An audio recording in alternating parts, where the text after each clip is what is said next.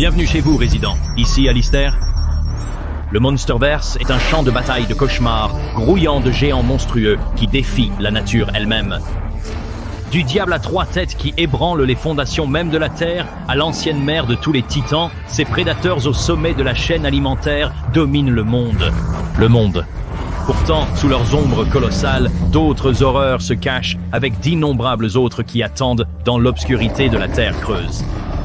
Le nouveau jeu Godzilla X-Con élargit encore plus le Monsterverse, déchaînant une déferlante de nouvelles créatures terrifiantes, d'insectes gargantuesques, de reptiles élémentaires et même de quelques visages familiers.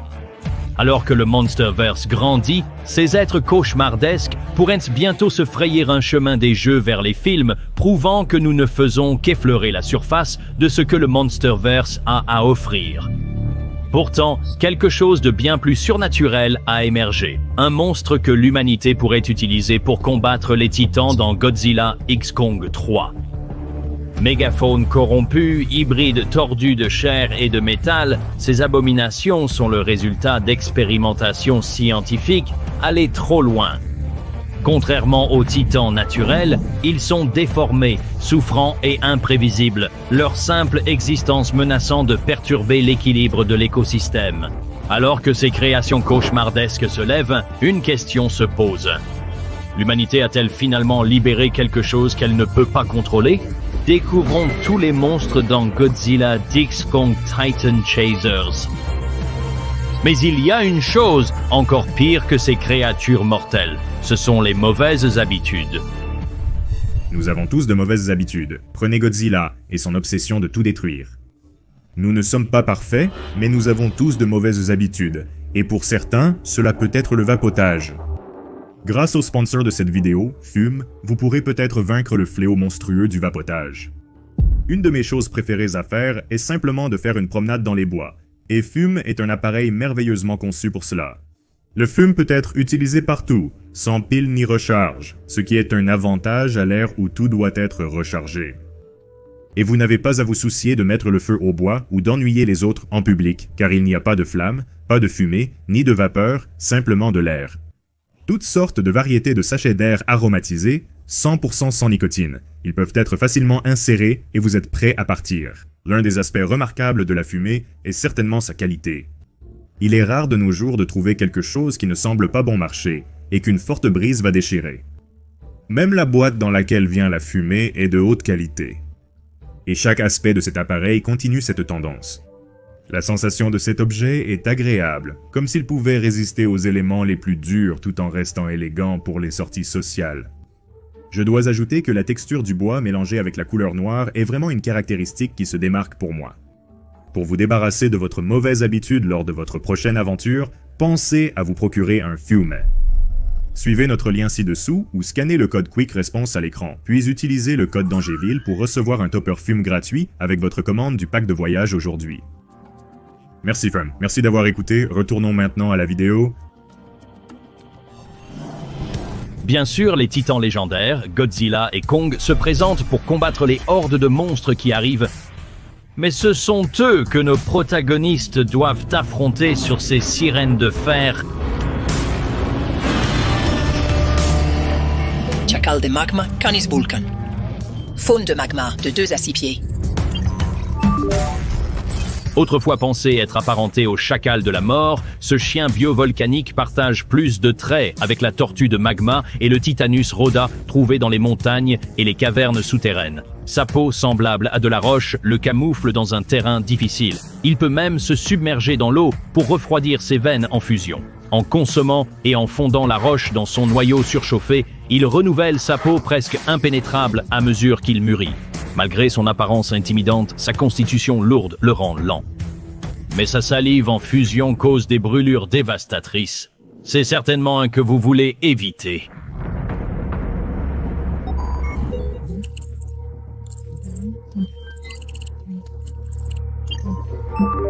Rugissant comme un tonnerre lointain, le panthère du coffre prospère dans les régions humides en haute altitude. Bien qu'il consomme de la viande et des plantes, il semble se sustenter en convertissant de l'énergie électrique.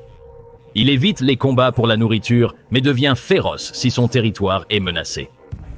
Capable de générer 120 millions de volts, il peut tuer d'un seul coup, forçant même les plus grands prédateurs à fuir. Cependant, il a un nombre limité de décharges avant de devoir se recharger. Mais même sans électricité, ses puissantes griffes et dents en font un adversaire redoutable.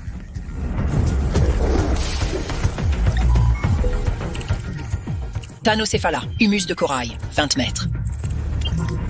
Ce crustacé blindé est aussi rapide sur terre que dans l'eau. Les jeunes coralmousse utilisent leur bouche vive pour attirer les proies hors de leur cachette, tandis que les adultes, parmi les prédateurs marins les plus mortels, chassent agressivement sur terre et en mer.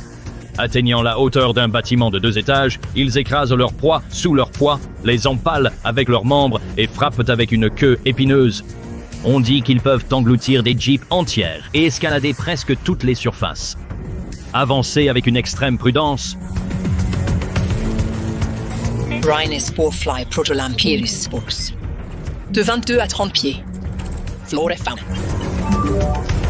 La reine Sporefly réside dans les lacs d'eau douce ou les marais, se fondant parfaitement dans son environnement. Elle, bien qu'elle soit lente, elle attire sa proie avec la bioluminescence et est farouchement défendue par sa ruche. Si elle est menacée, elle utilise de puissantes pinces et libère des spores scintillantes qui immobilisent les ennemis et régénèrent de son essaim. Sporefly, soldat. Protolamparis, spores.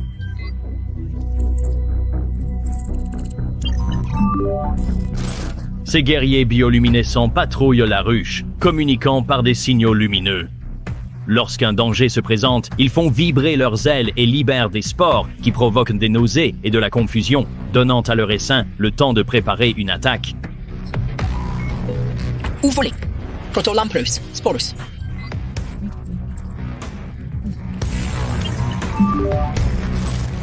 Se rassemblant en grand nombre, les Sporeflies ressemblent à des insectes sociaux, cherchant collectivement de la nourriture et formant des structures protectrices pour transporter les larves.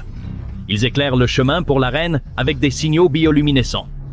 Bien qu'ils soient plus petits que les soldats, leur nombre élevé les rend dangereux et leurs spores peuvent avoir divers effets mortels sur les ennemis. Mère, longue, patte, Arachnida malum, 5 à 7 mètres. Flore, faune. Une arachnide imposante camouflée parmi les bosquets de bambou, mère longue patte empale sa proie avec ses pattes épineuses avant d'injecter un venin paralysant. Une fois la proie maîtrisée, des vrilles charnues sortant de son abdomen ouvert dévorent les restes. Peut sauter à des hauteurs impressionnantes et tirer une toile suffisamment solide pour piéger de grandes proies. Elle peut bondir très haut et tisser une toile assez solide pour capturer de grandes proies. Silencieux, patient et mortel. Longue jambe spiderling. Arachnida malum. 5 à 18 pieds. Flore faune. La progéniture de la mère longue jambe commence sa vie en se nourrissant dans son ventre avant de partir en groupe. Bien qu'ils soient petits, ils chassent en coopération, embusquant des proies plus grandes. Au fur et à mesure qu'ils grandissent, la compétition les force à se séparer, mais à mesure qu'ils augmentent en taille, ils ne deviennent que plus mortels. Le chacal de la mort tourne un mortum de 6 à 12 pieds canis. Un prédateur implacable, le chacal de la mort est couvert de cicatrices et armé de griffes semblables à des serres et de dents broyeuses d'os. Avec une crinière exosquelettique épineuse, il prospère dans n'importe quel climat, poussé uniquement par la faim. Sa nature cannibale assure que seuls les plus forts survivent, car même en meute, ils finissent inévitablement par se retourner les uns contre les autres. Psychovoltura. Vultura insanus. 5 à 9 pieds. Tenocasmatoidea. Un prédateur agressif et semblable à une chauve-souris, le psychovulture devient incontrôlablement violent après avoir consommé du poisson-globe toxique. Utilisant la vision thermique et l'écholocation, il chasse sans relâche. Les mâles ont une crête semblable à une crête de punk qui étincelle avant de déclencher une dévastatrice décharge de foudre. Avec des griffes acérées, des dents dentelées et des cris supersoniques, il incarne le chaos. Aile Icarus feuille 3 à 1,5 mètres. Flore faune. Un ptérosaure comme flora fauna, le Leafwing vit dans les canopées de la jungle, prospérant en grands troupeaux. Avec des troncs épineux semblables à des os recouverts d'un agent paralysant, ils plongent sur leur proie avant de se regrouper pour achever la mise à mort. Les troupeaux soulèvent les proies plus grandes dans les airs avant de les laisser tomber à leur perte. Skullcrawler, crâne rampant, de 12 à 29 mètres mégafaune. Ces hyperbores squelettiques et hyper-adrénalisés se cachent sous terre, n'émergeant que pour dévorer tout ce qui se trouve sur leur chemin. Avec une peau translucide révélant leur anatomie monstrueuse, ils chassent avec une intelligence terrifiante. Leur longue langue préhensile attrape leur proie avant qu'elle ne puisse s'échapper, et ils peuvent même imiter des sons, y compris des voix humaines, pour attirer leurs victimes dans leur piège. Des prédateurs au sommet de la chaîne alimentaire, craints même par Kong. Mâchoire de sirène, crocodiliade, gigantesque, 45 à 65 pieds, mégafaune. Un colossal prédateur aquatique déguisé en île, les mâchoires de sirène sont une faune et une flore couvertes d'une végétation luxuriante, y compris des arbres fruitiers. Ils attiraient les créatures avec leur apparence paisible avant de les entraîner dans les profondeurs pour ne plus jamais être vus. Warbot, Velum vespertilio, 130 mètres, super espèce. Ces prédateurs serpents aux ailes rouge sang de la terre creuse frappent avec une vitesse terrifiante. Utilisant des crocs venimeux et des membranes alaires constrictives, ils étouffent leurs proies avant de les consommer. Leur force de morsure de 5900 pound-force per square inch peut écraser une charge lourde en un seul claquement. Rockclaw saxum brachiora, 52 pieds, flore-faune. Un hybride d'araignée-crabe lourdement armé, le Rockclaw se camoufle dans un terrain rocheux pour échapper aux prédateurs. Il creuse à une vitesse de 36 miles par heure, générant des tremblements de terre de magnitude 2.4 dans le processus. Ses limites de taille exacte restent inconnues. Griffe de roche vers Saxon brachiora, 6 à 4 points, 2-6 mètres, flore-faune. Les jeunes griffes de roche ont des corps plus doux, mais peuvent toujours générer de petits tremblements en se nourrissant de minéraux, dont les exosquelettes durcissent avec le temps, développant un blindage semblable à de la roche. Fourmicrane, cranium Ecophylla, 4,57 mètres. Mégafaune. Bien qu'elles semblent solitaires, les fourmicranes portent des colonies entières dans leur gastre en forme de crâne. Leurs couleurs vives signalent un danger car elles peuvent pulvériser un acide assez fort pour faire fondre le métal. Lorsque leur reine meurt, la colonie consomme ses restes avant de partir à la recherche de nouveaux territoires. Et ensuite, nous présentons peut-être la création la plus intéressante et tordue. Mais avant de vous le révéler, abonnez-vous et likez généreusement pour que ces vidéos touchent encore plus de fans. Faites-le se produire. Project Canunos. Dans le jeu, nous rencontrons une nouvelle faction, Canunos. Cette faction est entièrement dédiée à la soumission et au contrôle des monstres, et ils sont capables de faire des choses terribles pour atteindre cet objectif. En utilisant la technologie restante de l'Apex Cybernetics maintenant dissoute, ce sont le genre de personnes prêtes à tout pour atteindre leurs objectifs, et cela va complètement à l'encontre de l'éthique de Monarch.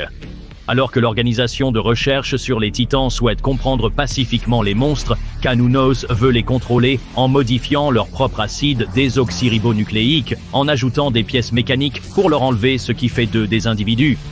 Cela se présente sous la forme du Skullcrawler corrompu, avec une colonne vertébrale mécanique pour contrôler ses fonctions motrices et un collier pour symboliser symboliquement les contraintes exercées contre sa propre nature. Cette créature est utilisée pour combattre les héros du jeu et tuer tout ce qui se met en travers de leur chemin. Mais ce n'est pas le seul, car le jeu introduit des Sporeflies corrompus, des reines Sporefly, des jackals de la mort et des vautours psycho, tous utilisés par Canunos pour renforcer leur emprise sur les îles Sirènes et s'étendre à travers la planète. Avec des indices que l'humanité mènera le combat vers la Terre creuse et des fuites rapportées qui affirment qu'ils créeront des rampants de crânes morts-vivants cyborgs, ils pourraient effectivement prendre le contrôle des titans, tout comme ce que nous voyons ici, et si cela est bien fait, cela pourrait être la chose la plus horrifiante et éthiquement tordue que le Monsterverse ait jamais faite. Godzilla X Titan Chasers a déchaîné une horde de nouvelles créatures dans le Monsterverse, du jackal de magma élémentaire, capable de cracher de la lave de sa bouche, aux squelantes toxiques. Il n'y a pas de pénurie de créatures cauchemardesques qui n'attendent que de vous déchirer, membre par membre. Il y a de fortes chances que nous voyions certaines de ces créatures dans le prochain film Godzilla X-Con, alors que la série continue d'explorer de nouveaux royaumes de la Terre creuse.